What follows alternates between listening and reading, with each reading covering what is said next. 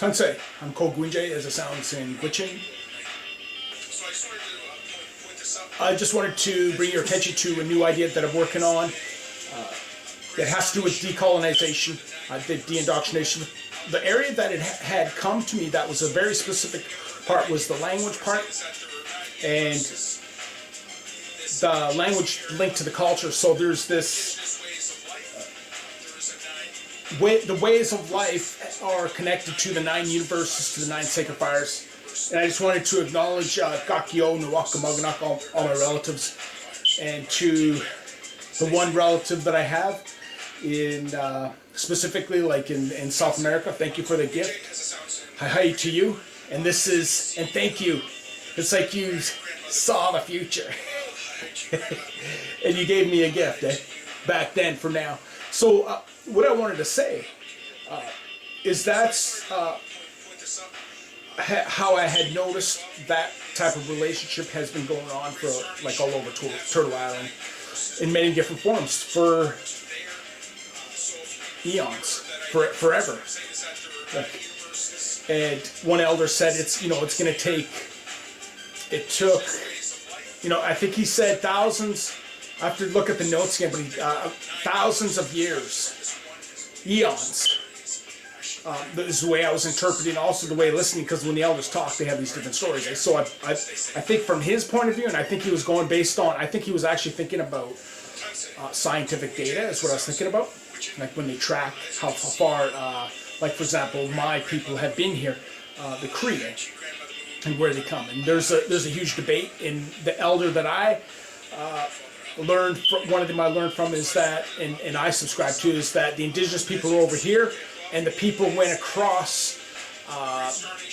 They didn't live over there and then come over here. It's actually the other way around. We were here first, and then we went over there.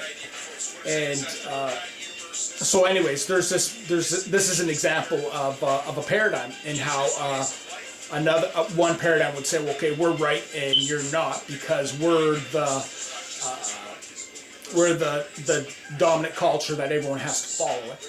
And so just want to show you, like, there's other tools. It's a common tools where people smudge themselves. So in my culture, yeah, so like in the Gwitch culture that I had learned from that elder, I still work with this elder. There's all kinds of elders to work with. There's many people to learn. One of the elders that I learned from, what he did is he went around and traveled. He traveled all over Turtle Island and learned. Right? And so he's way, it's just an example. And he said a lot of the teachings and training. He's an elder of like he speaks like, I think it's 6 languages. Yeah, he speaks 6 languages and indigenous languages. And so he speaks these 6 languages, plus he's been trained by all these other different nations, or he's interacted with them, or traded with them, or he knows them, and he's learned from them. And I got to say that. So there's this idea about the 9 universes and how important they are to look after, and that they are being looked after. This is the other part. They are being looked after. This is the cool thing. They already are. The awareness that they exist, and that you can look after it, as a circle, and it's like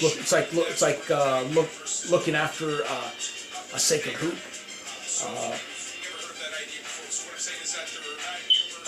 Like for example, hi to Muslim black elk, right? Or hi to the elk.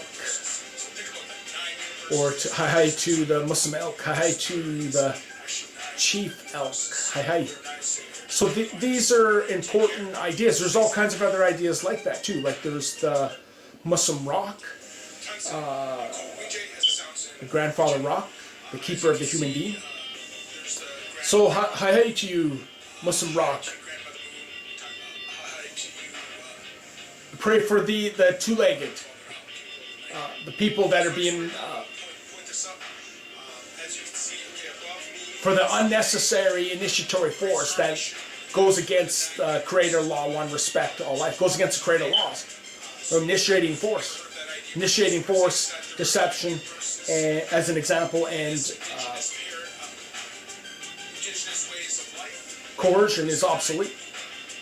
So initiatory force, coercion, deception is all obsolete. And the way to address conflict, because conflict is a part of existence, a part of how we... Conflict is a part of communication. That's one of the main areas that you'll find conflict in. It's just the way it is, but it's because the human brain maps out reality. It takes a cognitive snapshot, it creates a cognitive map. Look up cognitive map as an example. Also look up information environments, look up culture environments, look up information maps, information mapping, look up concept mapping, look up mind models, look up, these are all different authors that have all different types of ideas. It's one thing to explore these ideas, it's another to actually use them and share, that they exist, who originally built them, so that myself, you, and everyone else can go and use them. Just like Bill Gates, he built Microsoft Office so that I could sign up to his subscription and benefit from that. Or I could go to a regular store, like an office store, and that sells office supplies, and buy Bill Gates' computer and use it. And this video, a friend of mine had helped me back in the past with the computer. One time he gave me a computer. It was an old PC. It was like PC, and he built it himself.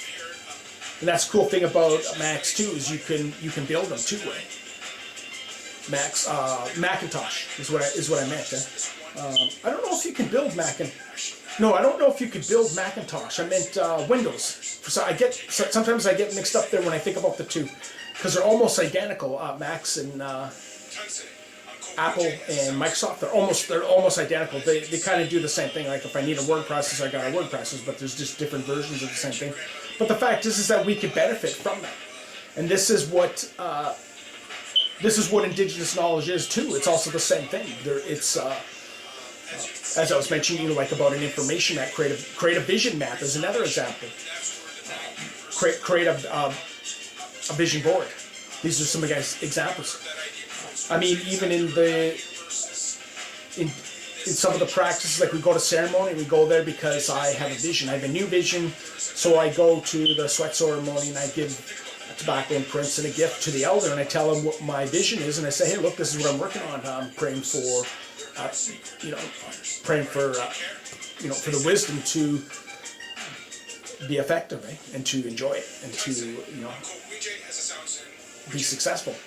And that, that's an example of, and I don't have to, I can go to a Gwich'in elder, I can go to a Cree elder, I can go to a Lakota elder, I could go to a Mohawk elder, I could go to a Tonquitchin council elder, I can go to a KDFN elder, I can go to,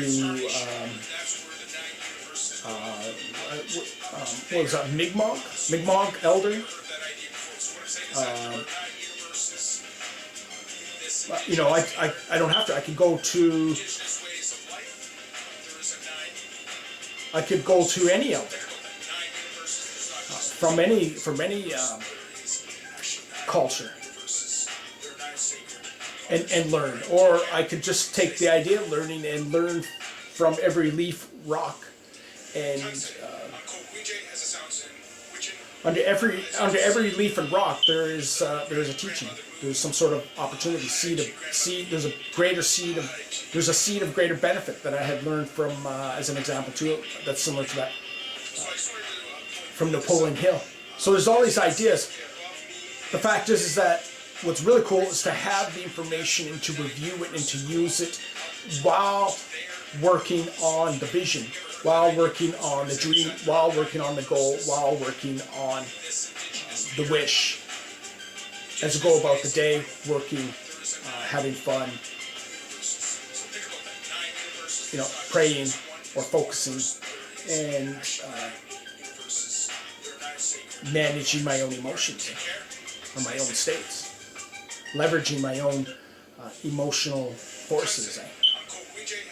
And so that's important. These are very insightful information. that you can use for your projects, your goals, your ideas. But this, what I'm referring to is, I'll give you some examples. Remember, as I started, I was talking about the 9 universes. So there's these 9 universes that exist. What I got to work on is I got to get these ideas into play, and there's an elder, who is an example, who wants to put on a workshop training about plants, as an example. And so that's part of this. There's an elder out there who, if you're interested, you can contact me at thewisefire@gmail.com, or just put in the, just make a comment and say, hey, look, I'm interested, and I'll just give me your email, and I add you to the autoresponder or the email list, whatever you want to call it. Anyways, I'm getting more information put together. I'll talk to you later. Stay safe.